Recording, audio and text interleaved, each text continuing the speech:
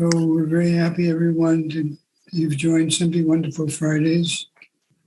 We have a dear guest speaker, Hanumat Swami.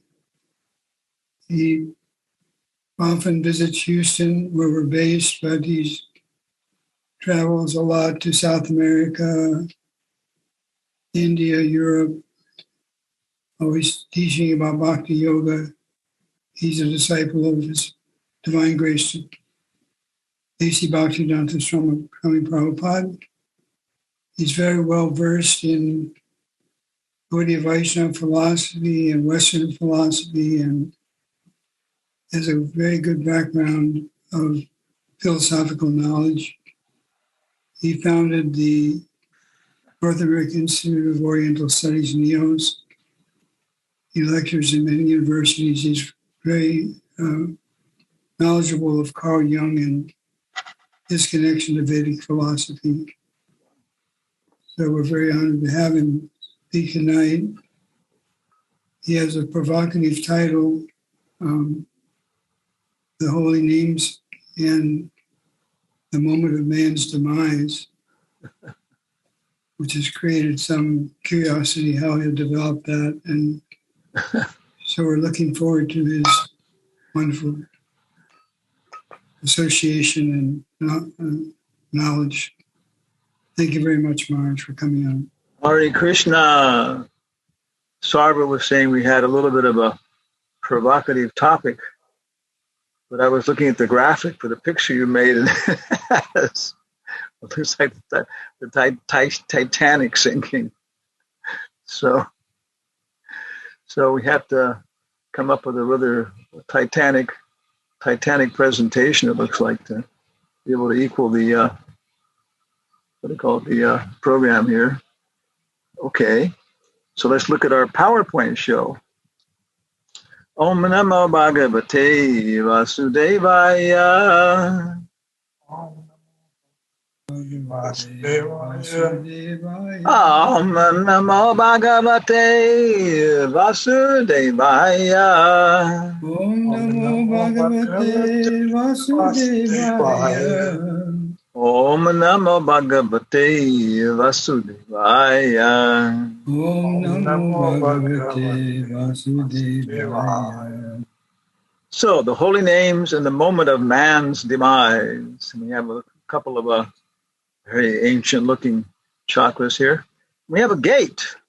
And all over the world, Buddhism, Christianity, it's always presented that there's a gate. And the Bible says something like the ways of the world is very, very wide gate. But the gate to the Supreme Lord is very narrow. So hopefully we're heading towards the proper gate, and we'll learn a little bit more about it. I have a suspicion everybody in the audience is dealing with this topic about the importance of time of death. So somebody please repeat. Who's going to be our chief guest? Who's going to do that? Don't be shy. Whoever you assign. Assign. Can you do it? Okay. Okay. On the upper left there we have a nice little phrase. It's nice to memorize. Janma Mrityu Jara Vyadi. Janma Mrityu Jara Vyadi. Janma Mrityu Jara Vyadi. Janma Mrityu Jara Vyadi. Dukkha Doshanu Darshanam. Dukkha Doshanu Darshanam. Dukkha Doshanu Darshanam. Dukkha Doshanu Darshanam. So this is from Bhagavad Gita 13:9. And of course, Bhagavad Gita is one of the most fundamental texts, all over the world, in philosophy, cultural knowledge, religion. And this chapter, Arjuna asks, what are universal questions? What is the goal? What is the goal? What is the goal of knowledge? What do we hope to get, which is called knowledge? And to get that, what's the purpose of it? Okay, and how do we get knowledge? And who is the knower? Gaya, Ganayor, all these kind of things. And they're very broad philosophical questions that many people ask. What is knowledge? And so in this verses, I think it's like 7, 8, 9, 10, Krishna lists all of the aspects of knowing. How do we know? And here he lists 4 things which are very universal, which everybody basically appreciates, are the, in many ways, the motivation to have knowledge, wisdom, philosophical knowledge. You know? One is Janma. We come into this world with nothing. We can't even focus our eyeballs, and it's such a horrible experience being born. And then we have Mritya, which is death. Okay, which so many people are afraid of death. If somebody tells you they're not afraid of death, they actually don't know what they're talking about in most cases. But as soon as any of us come close to it, we have a very healthy respect. And in between birth and death, there's 2 things. Jara, which is old age, and Vyadi, which is disease. So we can just go down alphabetically with anthrax, arthritis. What else we got? B, beriberi, botulism, bubonic plague. C, cholera, something else, cataracts. Very, very nice to make up a whole alphabetic list of all the diseases that you probably even know yourselves. What to speak if you're a medical person. So and then of course, besides the physical diseases, just the daily disease of taking care of this body in so many ways: fatigue, hunger, thirst. And there are social diseases, of civil wars and competition in the business place, and family conflicts, and betrayed love and trust. So this is what dukkha means: distress. So Krishna is telling Arjuna we should be very conscious of these 4 things: darshanam, dosha anudarshanam, the last word. That's actually 3 words. Okay. So darshanam is the main thing. It means to see, to be observed, to be conscious of, to be watching. And dosha means dukkha dosha. It means distress, something like that.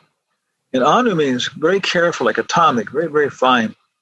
So we should dukkha dosha anudarshanam. We should always be very, very scrutinizingly conscious, of the distress of these 4 things: birth, death, old age, and disease. Keep a careful awareness of the evil of birth, death, old age, and disease. So it's very fundamental. Of course, you find this in Shakespeare. You find it in Socrates. You find it in the Prophet Muhammad. You find it in our Lord Jesus Christ. You find it in Abraham, and all over the world. The Nobel laureate Albert Camus, got Nobel Prize for Literature. But one of his main focuses was about this point about death, that you can acquire so many things, but you're all going to lose it at the time of death. So anyway, if we are fortunate enough to be aware of this, then we can at least begin to try and deal with the problem. Down below, you have a picture of the Yudhisthira, when it says Yaksha Prashna. And this is from the Mahabharata, but the Bhagavad Gita is one little part. And you can see in the background that all of his brothers and everybody have all died, because they went to drink water from this lake. And there was one Yaksha, it's kind of like a troll or something, who mystically appeared and said, "You can only drink this water and live if you answer my questions." But one by one, they refused to do it, and they were all killed. So Yudhisthira came, and he was just shocked. He said, my 4 brothers could fight with the gods in heaven, God of the wind, the God of fire, and who killed them without even any apparent, manifestation of violence. So then the Yaksha, I guess here he's presented as appearing in the form of we call it crane, something like that, flamingo. And he was said, "All right, you must answer my questions." So prashna means questions. He's very famous, the questions of the Yaksha. And I think the very first question, as I remember, is who makes the sun rise? Okay. Do you know? Saraboma?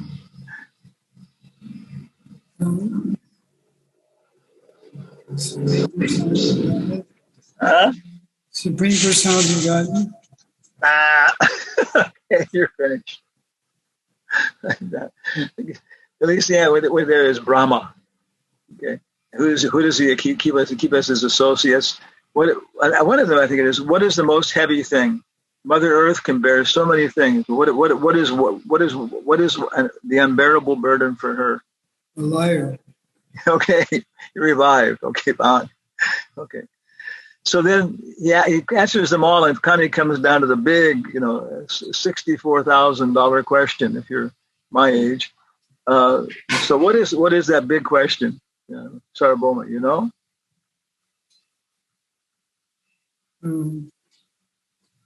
This is what the Acharyas quote. What is the duty of someone about to die? No, he says that at every moment we see people entering into the house of death, and what is the most amazing thing? Oh yeah, that everyone is seeing their brothers and cousins die, but they think I'll never die. Yeah, all around we see people dying and just think, oh, too bad for that guy, and never realize it's going to happen to us.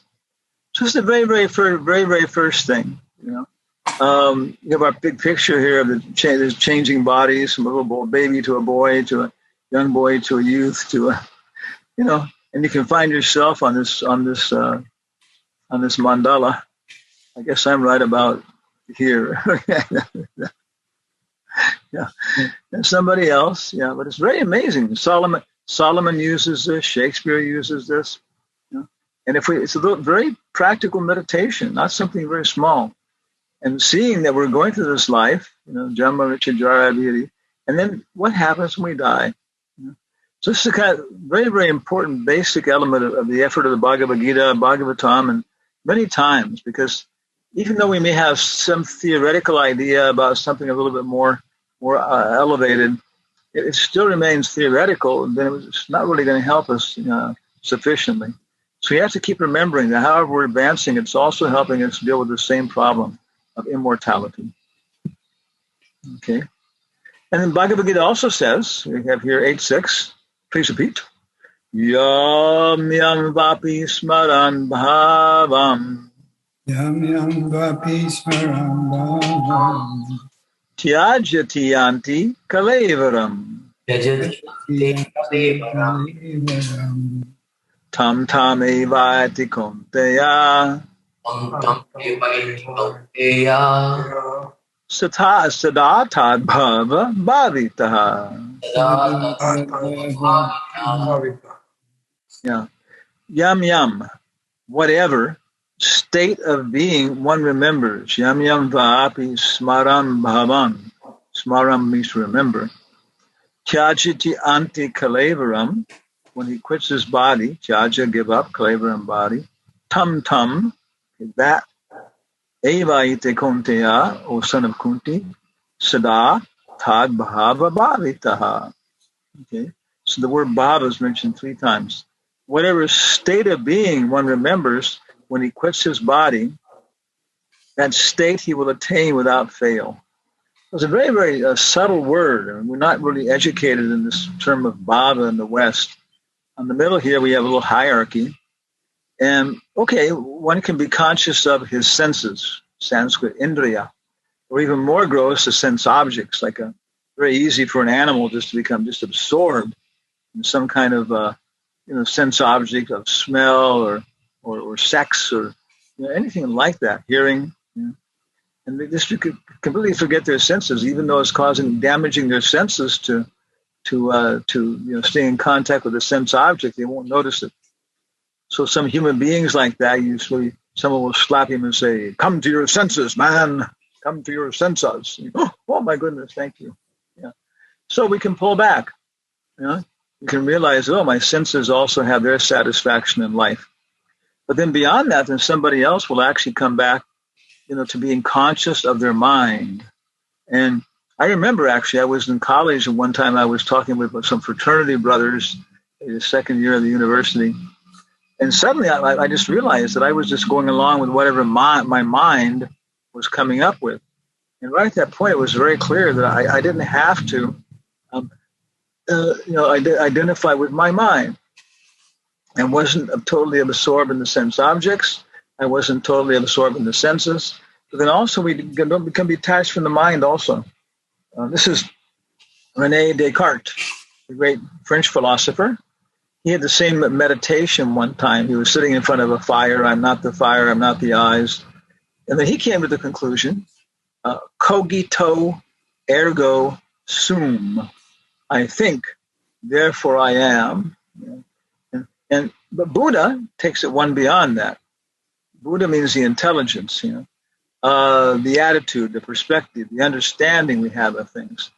I'm thinking about things with a certain attitude, certain desire, certain perspective. And so Buddha said one should watch the world from 1 inch behind your eyeballs, or 2 inches. You can do it right now. And watch the world from 2 inches behind your eyeballs. Yeah. Detachment. So the word buddhi, again, is not a very, very clear. In the mind, especially, there's thinking. Once we think about things, have memories, have thoughts, have plans, all these thoughts, the world of thoughts, then we have some kind of evaluation, feeling about it, acceptance, rejection. Okay. So the mind does these things, to think about things, and it has acceptance and rejection. And then based on that, we will. I will avoid this. I will get this. I see a cake in the kitchen, and I'm thinking about it. I'm rejecting it because it's for my sister's birthday party. Or I'm accepting it because my mother said I can have a piece. Thinking, feeling, willing. Willing. I will get it. And that organizes the senses, and we go down into the senses. So buddhi is what's behind that, and most people, they never really get to that level. This is a level where Socrates and Confucius and everybody else is talking about philosophers. Lao Tzu, the guy, Confucius. So many people. So Prabhupada sometimes translates it as attitude. Have a certain attitude. When the airplane comes in, it has to have a certain attitude, towards the runway. The pitch has to be correct. The roll has to be correct, and the yaw has to be correct. Yeah. Otherwise, if it has a bad attitude towards the runway, then it won't be a good experience. So this is behind our mind. It's behind the mind. It's understanding, we say. Understanding. Understanding. Perspective. So that's what it's talking about. Yam yam vapi smaram bhavan tyajatiyanti kalevaram. Okay. Is that what we're worried about here, the time of death, a man's demise, is not, okay, well, whatever you think of at the time of death, you will attain that. So I'll engage in all lascivious, gluttonous, that's the word, pernicious activities to my whole life. But the moment of death, I'll just say, Hallelujah, or Hare Krishna, or Allahu Akbar. No, it's not remembering this in the mind. Okay, that's good if you can do it, but it's the attitude we have, the perspective. If I'm in the consciousness of a police officer, I don't know if it's general, but I've known police officers who carry their gun with them, and sometimes required. And so even though they're off duty, they're still in the consciousness of being a police officer. The consciousness of being a mother. One of our good disciples, Kama Gayatri, said she just saw that, from associating with children all day long, she was starting to develop a mommy mind. Mommy mind. Yeah. And this is a whole area. This is, part of the Virat Roop. You can only get so many bodies. I'm sorry, you cannot become a horsey ducky. There are no horsey duckies. Yeah, horse or a duck. So same way, different kinds of bhava, intelligence, buddhi. The Varna ashram is that way. Brahmana, Kshatriya, Vaishya, Shudra, intellectual, very pious intellectual person, a martially spirited administrator, merchant, or artisan. And then female perspective, male perspective, child's perspective. So many things like that. And of course, they're generated then in terms of different nations, which combine together all these things about social situations. So what Krishna is recommending in Bhagavad Gita here is that one should develop Krishna consciousness. We're always saying that. Shri Krishna Bhavanamrita. Shri Krishna Bhavanamrita. Let's see, what consciousness is Bhavanamrita. Okay. And then we experience the world differently. We experience it differently. On the right-hand side here, we have a vase. Okay. Sarvabhauma, can you see the vase? I see a face, it's not a vase. Now I see both a face and a vase. Can you see them both at the same time? Yeah, yes. I see a nose from the other side also. Yeah. It's kind of hard to see them. It pops between one or the other. If you look at the outline, you'll see actually two faces facing each other.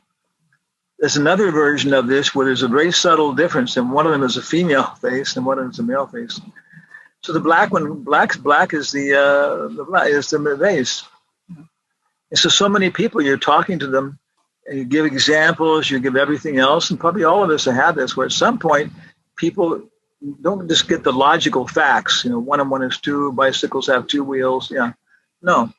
They actually get the perspective, the attitude. They understand. Oh, yeah. Now I see what you're saying. Many times with jokes, this is what happens, because the joke is giving us 2 different perspectives, and we see like how it's funny, simultaneously. So this is what's happening. We actually, a change of consciousness, we actually experience the world differently. We actually accumulate information differently, And it's a whole science, is why it's so big. But this is our point. It's very important, and we have to establish the proper bhava. Otherwise, we'll come back as centrally attached beasts, or mentally attached, civilized people, or even beyond Buddhi, as a Krishna consciousness. Okay. So, very, very nice example of this in the very beginning of the Bhagavatam is maybe the first one where it's already given in detail is the 15th chapter. So you have here Srimad Bhagavatam 1:15-27. Okay. And this is a story. It's called The Pandavas Retired Timely. There's a very, very nice picture. Draupadi fell down. She was trying to follow. Then there's Nakula, Sahadev, Bhima, Arjuna, Bhima, and Yudhishthira, and one dog. Yeah. And it is going north. And it is, Draupadi, at the time of death, we have to just take care of ourselves. There's at least one thing on the internet, a couple of them, one thing was a man, I think he was like maybe 70 years old, and it was a two-seater airplane, little airplane, and his friend was going to take him around for this or that, thing, and they're both a little older. And while he was flying, his friend just kind of coughed and said, "Take it for a second." I'm feeling a little bit nauseous, So he said, "What do I do? Just hold on to the thing, don't move it." He died. He wasn't sure he was dead, but he thought he was. And so suddenly there he was, up, maybe like, 5,000 feet or something above somewhere in Texas or something, Arizona, in this airplane. And I think he had a little bit of flying experience before, but not much. He never had flown an airplane before, I don't think. So there's a whole thing about they had the live thing going on and talking to him and explaining things. And, now he had nobody could help him. It was very interesting. They got a very, very powerful air sea rescue helicopter up there, the Coast Guard, I think. And it wasn't too far from him. But the thing was, they didn't want to guide him in, because in their back horse might have just tossed him all over the place. So they got as close as they could, and they were talking to him. And but they couldn't help. If they could get out and walk, they could have walked over to him in probably like less than 2 minutes, 1 minute. And all the tower people were there. Everybody was all worried. And they were calling in specialists who spoke his language. Okay, maybe that kind of help will be there. Krishna will help us. But ultimately, we have free will. We have independence. And we have to make this choice ourselves, whether we're going to serve Krishna or we're going to try and exaggerate our own vanity. Of course, Krishna is trying from his side to also help. Yeah. So it's going on. So a lot of our effort is actually just trying to see how Krishna is helping us and accepting that mercy. And that may be just as hard as, as trying on ourselves just to accept when it's being given like that. So Draupadi, the wife of the Pandavas, she understood that nobody was going to take care of her now. She had all these husbands who were taking care of her. I'm a girl. I should always be protected. No. So she was educated enough. So she decided just took care of ourselves. And we can do that because it doesn't depend upon whether you have a slight, delicate female body or a robust, muscular male body. No, it doesn't depend upon those things. It depends upon the strength of the heart, of the soul. So she was following, and one by one they all fell down. That's the story. It's a whole interesting story of why they fell down. You know? But here's the story. In 115, the Bhagavatam describes once they found out that Krishna was departing, they wanted to depart also. And Arjuna was describing the situation to Yudhisthira. It's very terrible. He's gone, you know. And so he started telling him, you know, all the terrible things that are happening. And then he tells him, Arjuna tells Yudhisthira in 115, now I am attracted to those instructions imparted to me by the personality of Godhead, Govinda, because they are impregnated with instructions for relieving the burning heart in all circumstances, time and space. Okay, so that's matter. You know, time and space, the two basic elements in which, you know, where is it, when is it? You know, where, when, where. You know? And the details, everything else has to exist within space and within time. So if we can get instructions which will allow us to handle this, okay, then it's very good. I specifically remember, I mentioned this, that I was in the Bhaktivedanta Institute offices in 84 Carl Street, San Francisco. It was the little two-story building we had. Had been a house before, you know, but that was the office. And I was upstairs, you know, next to the table, and suddenly I realized, my goodness, I don't suffer. I'm always happy. Yeah, maybe something here and there, because I studied the philosophy, the culture, developed my experiences with the practice, my abilities, so that whenever any kind of distress would come, I knew, you know, what was wrong, what my attitude was wrong, my perspective attitude, and I could adjust it. Of course, it goes deeper and deeper. You know, in the beginning, we may figure out that if I just, you know, avoid illicit sex, gambling, meat eating, and intoxication on a gross level, I'm happy. You know? But after that, there's so many subtle things: profit, adoration, distinction. You know, we aren't eating meat, fish, or eggs, but we're eating pizza at 10 o'clock at night. Yeah, and we can't get up. So we develop a very, very good logic based upon the scriptural. We take different resources from Krishna's instructions in different books and build a very nice logic about how to deal with them in the material world. You know? So he's remembering those instructions. I think we can go here to the, see if this works. There it is. Okay. So Pandavas retired timely. Okay. And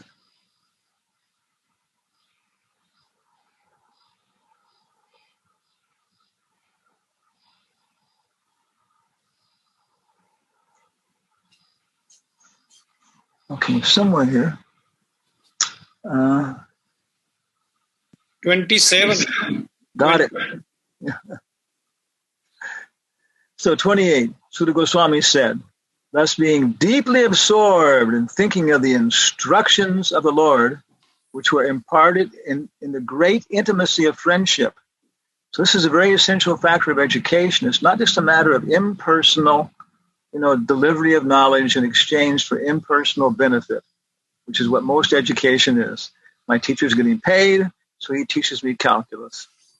But it's in great friendship to communicate this kind of knowledge because it deals with us personally. And we have to have personal motivation, personal realization about how we're supposed to connect to this knowledge. In thinking of his lotus feet, okay, Arjuna's mind became pacified and free from all material contamination.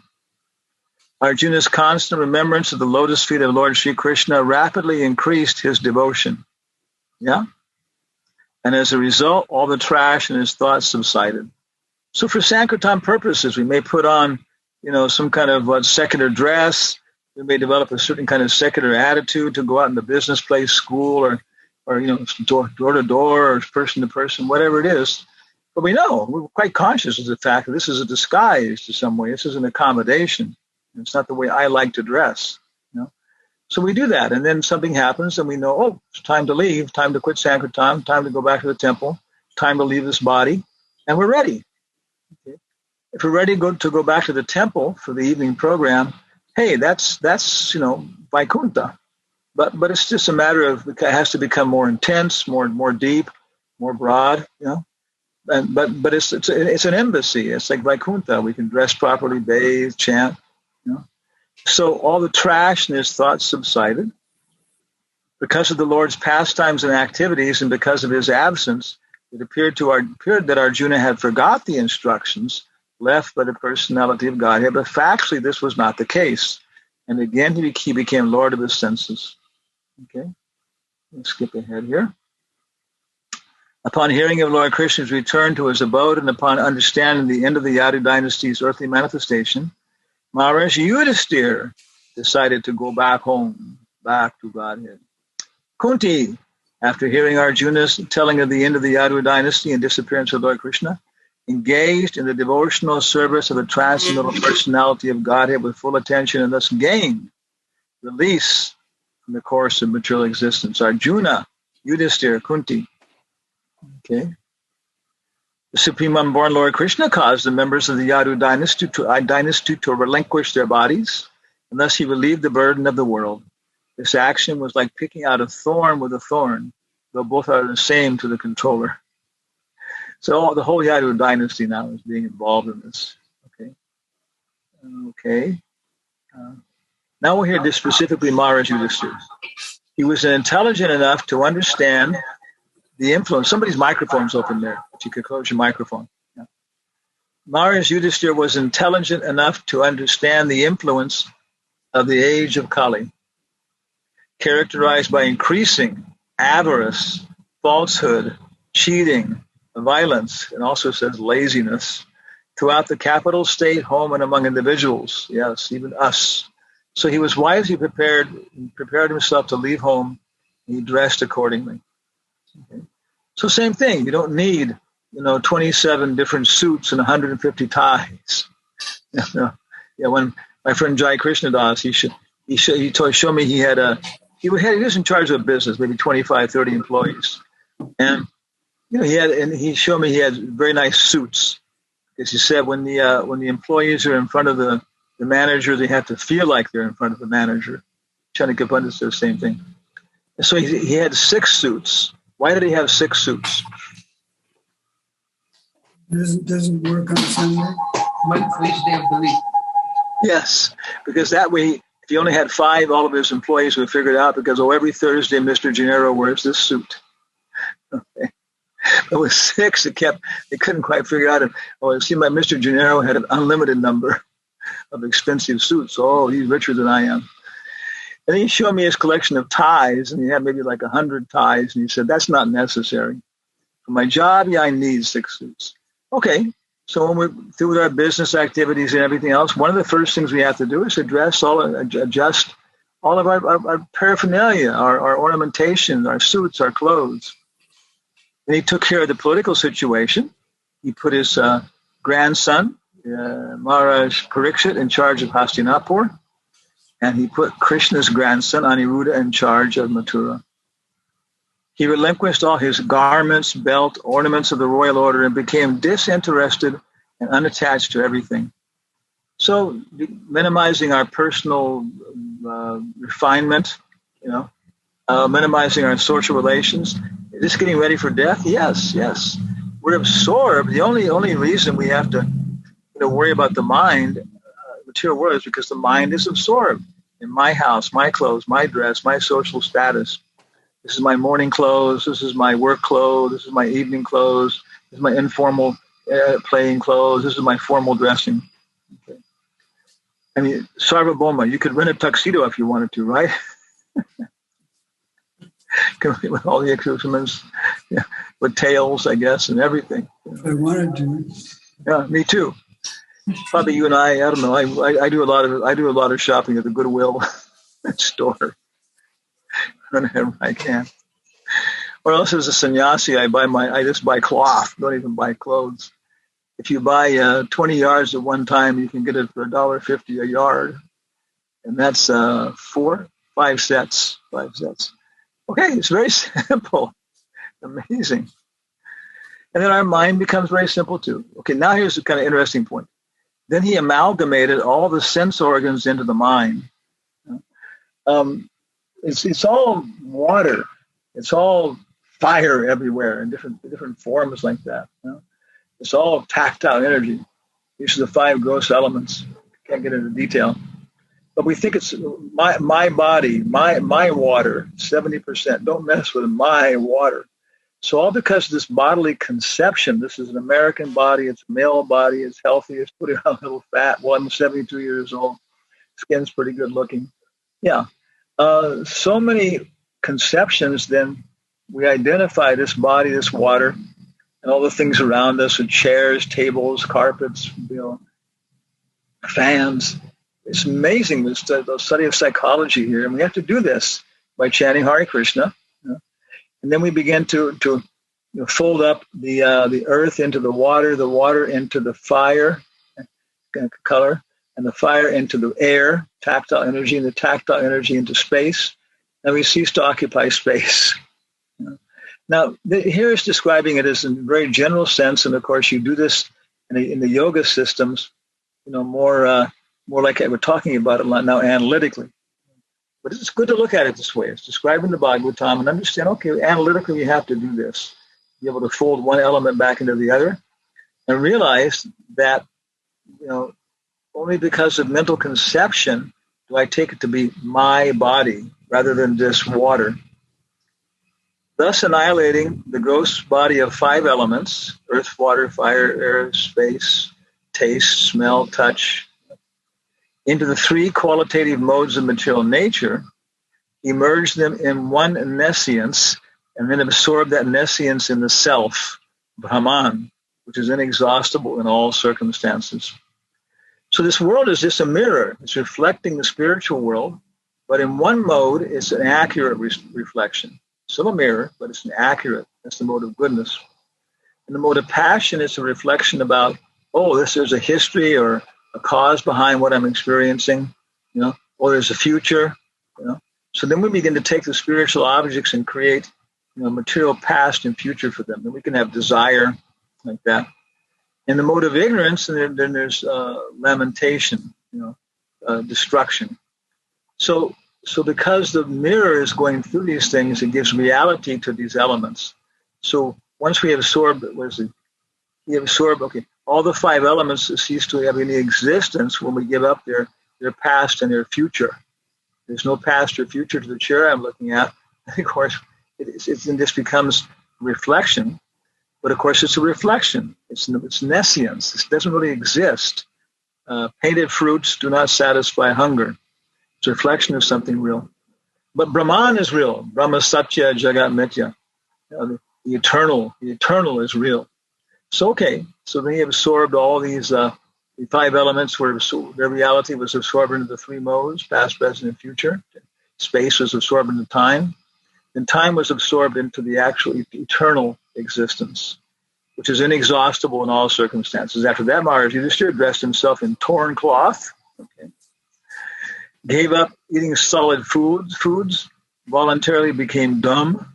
What is that? Speech impaired. Voluntarily became speech impaired and let his hair hang loose. All this combined to make him look like an urchin or a madman with no occupation. He did not depend on his brothers for anything, and just like a deaf man, he heard nothing. So this would be very embarrassing if we, in that kind of condition. That's the real false ego, is just being taken as like some insignificant street bum, that can just be ignored in every sense. And so he accepted that social rejection. He started north, treading the path accepted by his forefathers and great men, to devote himself completely to the thought of the Supreme Personality of Godhead. And he lived in that way wherever he went. So younger brothers followed him. And they absorbed the spiritual, reached the spiritual sky. So that's kind of Yudhishthira's example of achieving all this. And it's repeated again in this second chapter, where Brahma gives very similar description of the elements and how they expand out and contract back in. It's repeated in the 3rd canto, very detailed with Kapila, and from many different perspectives. And the end of Kapila Dev's instructions to his mother, very analytical like this, very good description. If you study psychology, you begin to realize these things can be connected up so so finely with their more advanced ideas in psychology, whatever exists in the West. And of course, psychology is very, very infantile in many, many ways in the West.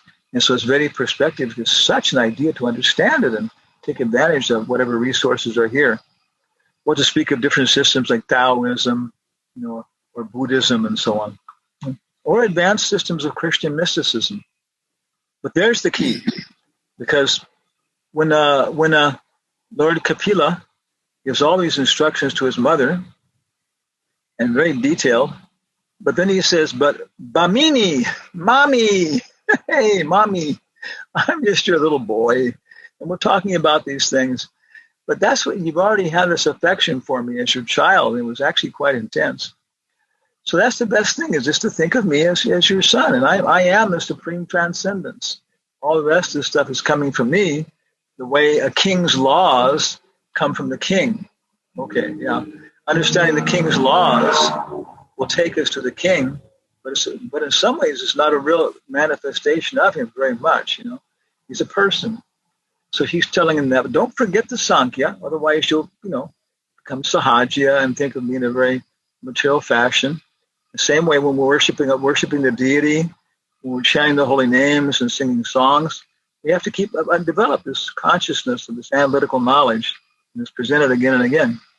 But from our perspective, because we know the goal is a person is Krishna and a person a relationship, Brahmande Brahmadekom, and maybe we're getting a little bit of taste of this, from time to time to keep chewing on and watering and growing, then it's a much different process for us in many ways.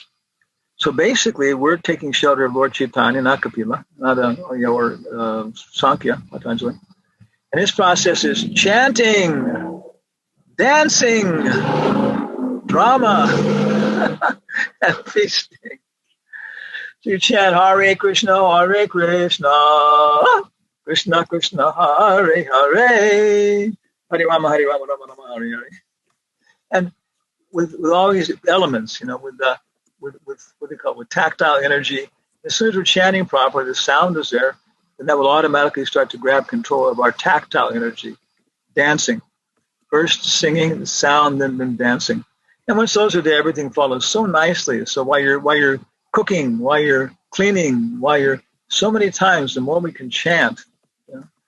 And of course, Bhagavad Gita, chanting Srimad Bhagavatam, explaining these to people is also, the singing and dancing about the Lord's glories.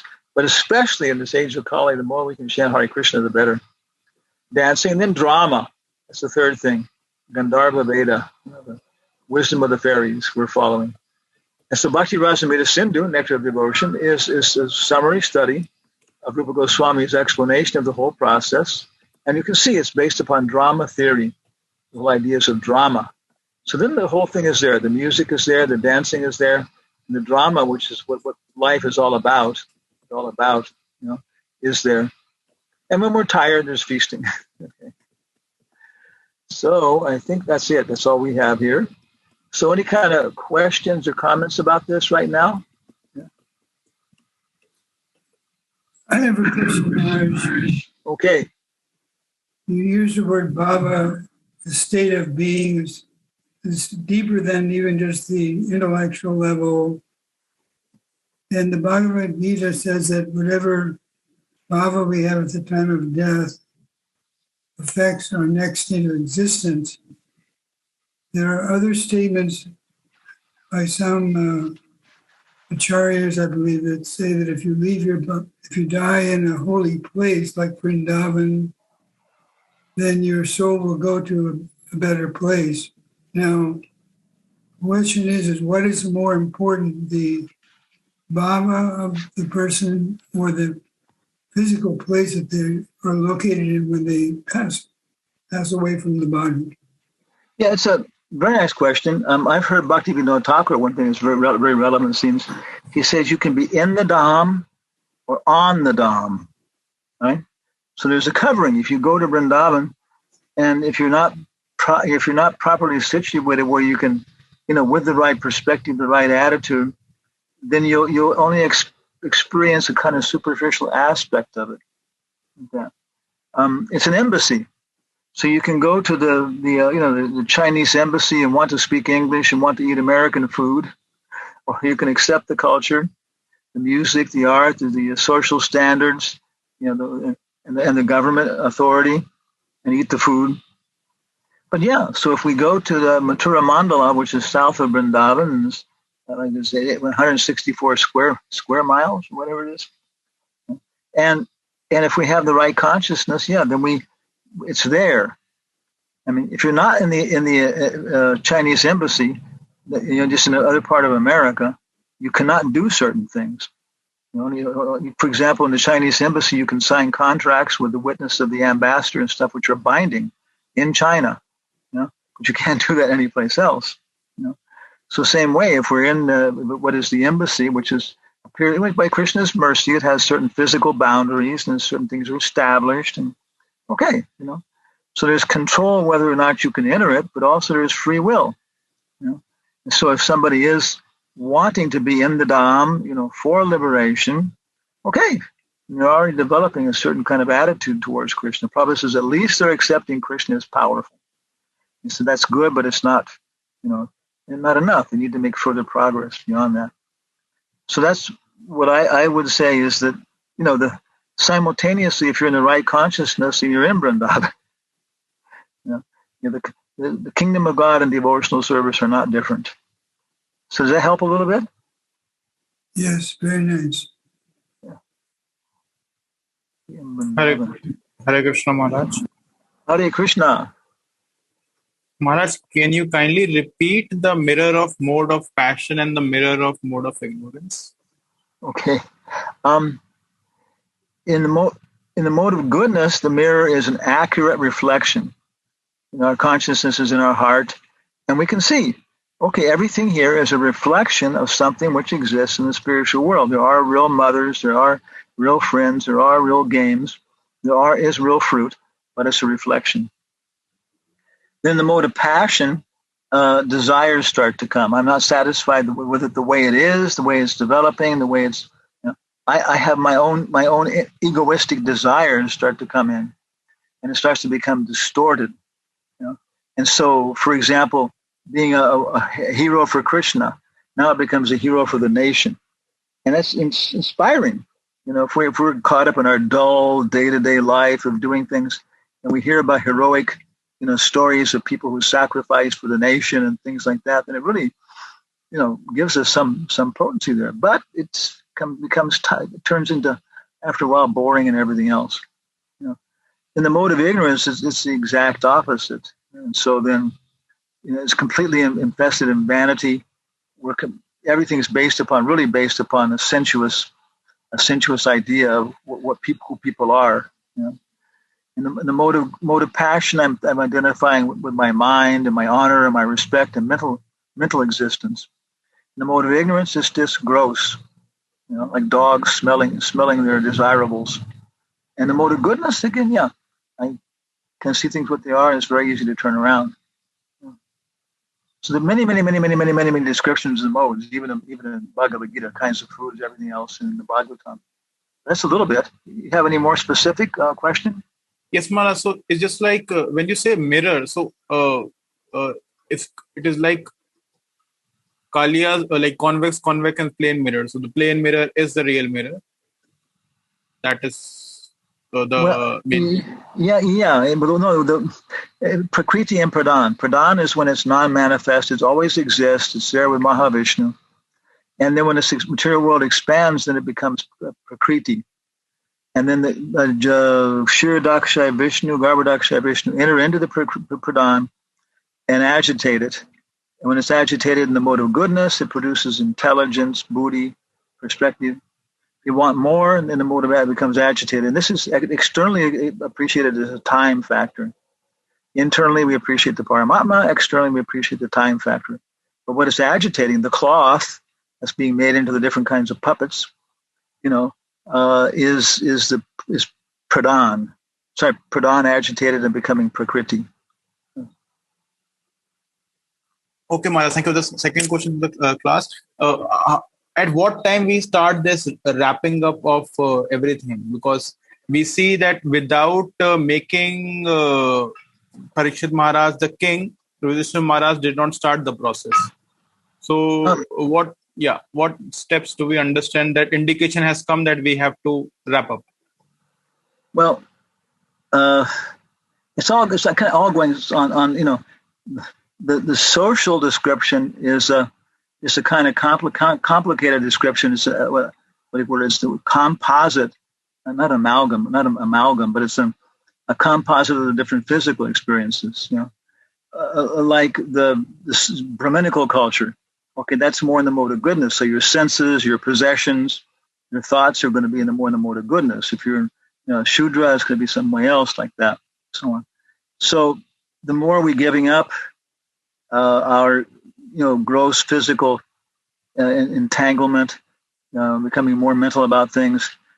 For example, Jayananda was building Ratha Yatra carts, mechanical engineer. That's dealing with gross material stuff. If you know any kind of mechanics who are dealing with automobiles, so many times they'll knock the skin off their knuckles. They'll be swearing and beating on the machines. I know. So you do it.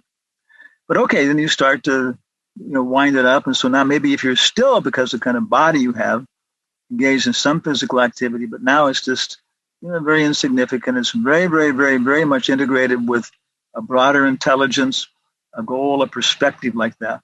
So now you're not just working on the Ratha Yatra cart. Now you're working on a cart. You're working on a religious festival. The cart is Balaram. So when you're cutting it and everything else, you're doing it respectfully. You're picking up pieces of wood off the floor. So we should be cultivating the mode of goodness throughout our entire life.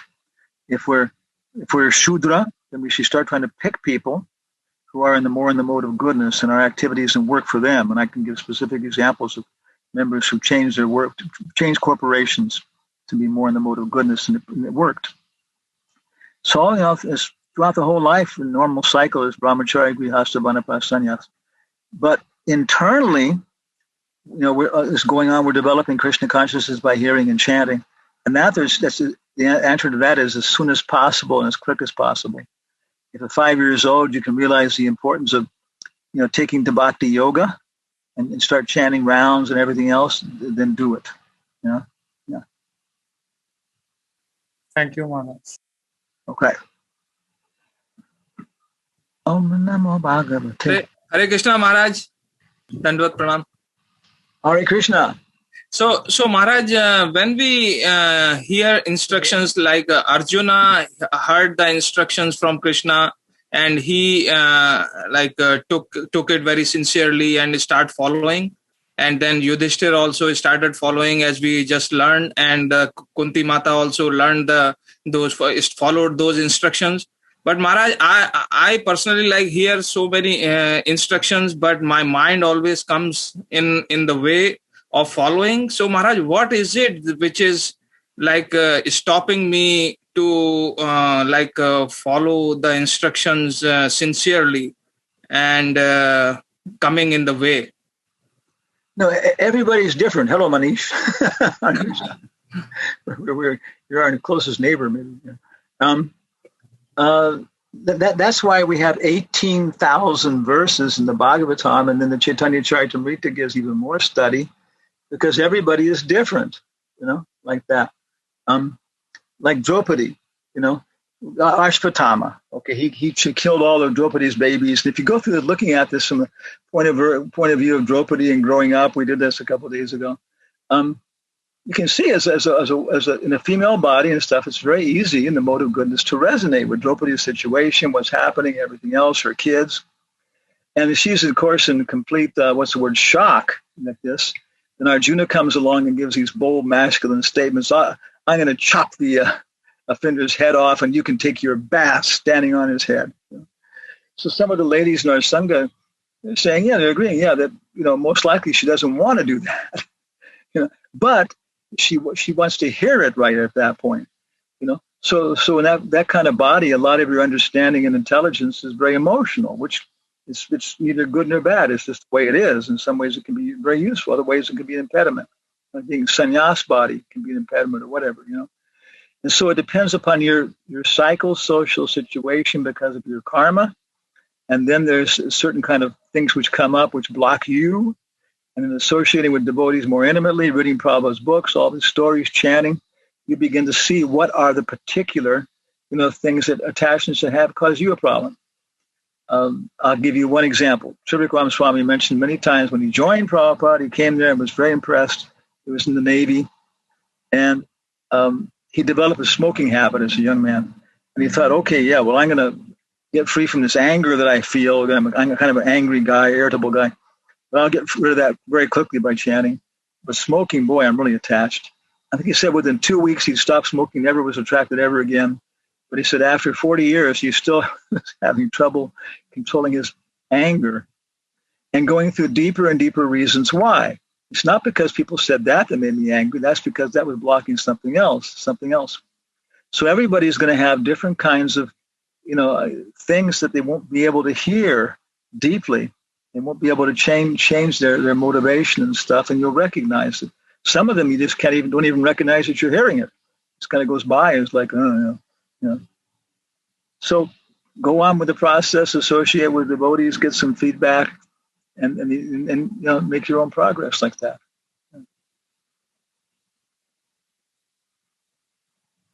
Okay, thank you, Maharaj. Okay, good luck. Yeah.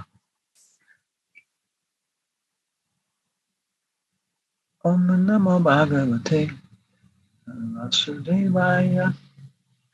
Om Namo Bhagavate Vasudevaya.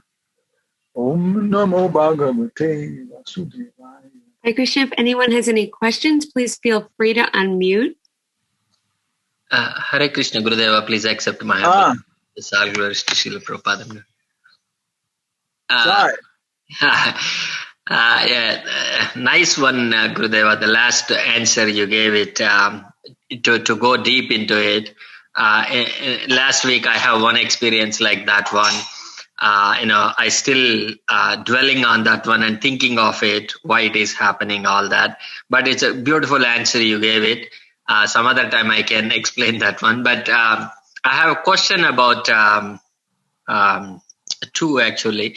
One is basically Bhagavatam in 15th chapter. It says that, or somewhere it says, all the Pandavas are eternal associates of Krishna, and they left their self-same bodies to the transcendental world. And the pictures you showed and Mahabharata is clearly giving a chapter saying that they fall in one by one, and finally it is Dharmaraja, who answered all that. And so how do I put these two together, Gurudeva? One is self-same bodies went all to the transcendental and falling down one by one, and so how do I understand, Gurudeva? Did I miss something? There are a couple things. One thing, Hridayananda Maharaj says, that Madhvacharya says, that the Mahabharata that we have has been corrupted. Things are in the wrong place. Things have been taken out, and things have been added. So when we're dealing with like stories and stuff from the Mahabharata, people falling, whatever, then we have to always, adjust them in terms of the parampara knowledge we're receiving from Srila Prabhupada, like that. That's one thing in considering this. But also, too, I think many people, almost everybody has this thing about the self-same bodies. I think what it may be referring to is they didn't have to take another material body, right? Because sometimes Brahmanas say, oh, only if you take birth as a Brahman, can you actually achieve liberation. Brahman life, Brahman birth is the only doorway. So I think it may mean that even though they were engaged in so many activities and, Kshatriya life, in the self-same bodies, they were able to reach Vaikuntha, and of course then manifest their other bodies. Even after they all fell down, I think. Let's see.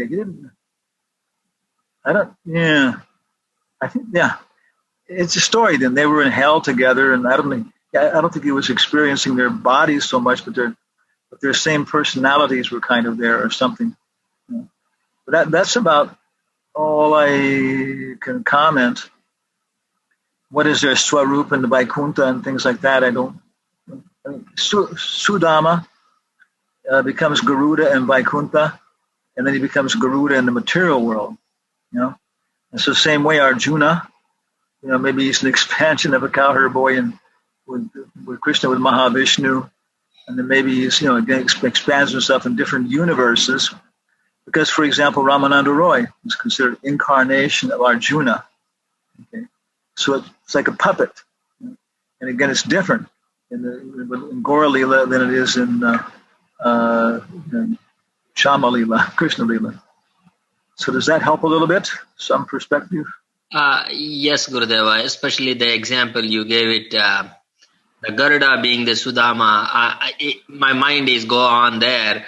Aditi and Aditi, and they are the sons of Aditi. Not sons of Aditi, are basically, the Kasipa's children, Garuda being. How did Garuda end up in Vaikunta with the same body and everything, and the remaining all become simple demigods and Kasipa and all, it's a kind of, as you said right now, these are the ones associates of Krishna. They can come in any form and shape, whichever the way they fit and the gods likes to be, and not necessarily they are. Or they can put on different costumes. Yeah, wonderful, Gurudeva. Yeah, thank you, Gurudeva.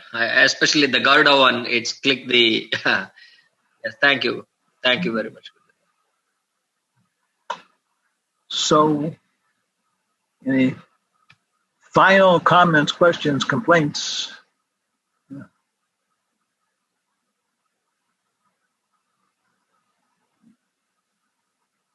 Okay, so we hope that everybody has made a little bit of progress in being able to deal with death. Of course, Prabhupada says that sleeping is a little death. And we see the acharyas, they didn't fall into the mode of ignorance when they were sleeping. People say Prabhupada would wake up and immediately he would be right back where he was. It wasn't like, who am I? What am I supposed to be doing? How do I reconnect this? And during the day, we get overcome by different things. We're being killed every day again and again, our intelligence. So we get it above the modes of material nature somehow or other, especially by always keeping our intelligence connected to the holy names. So all I have to do is go, Hare Krishna, Hare Rama. We have the holy names will be well educated in terms of educating our mind and body with giving us plans for what to do. Thank you all very much. It's very, very nice of you to participate in this association. Hare Krishna. Hare Krishna, Gurudeva. Thank you very much.